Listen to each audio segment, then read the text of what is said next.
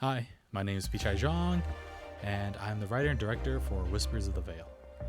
The first inspiration for my short film would have to be The Raid by Gareth Evans. That movie, it's amazing.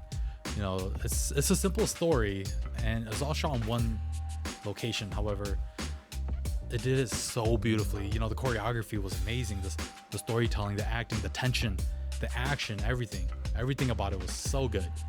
And I think the film is the epitome of an underdog story. With a low budget, you're able to create something that has more value than the money came in with it.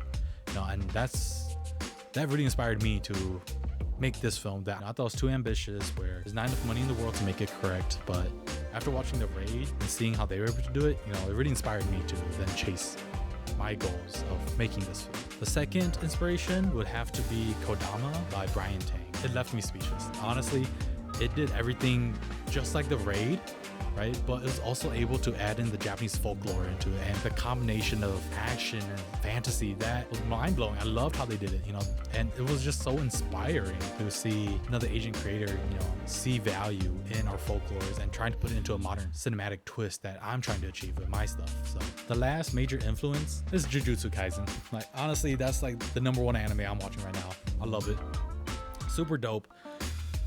Choreography is crazy, animation's amazing, the storytelling, it's crazy, but it works, and I love that. I love the world building that they did. It's so janky, but it makes sense, and I just love that, and that's what I want to achieve with my film.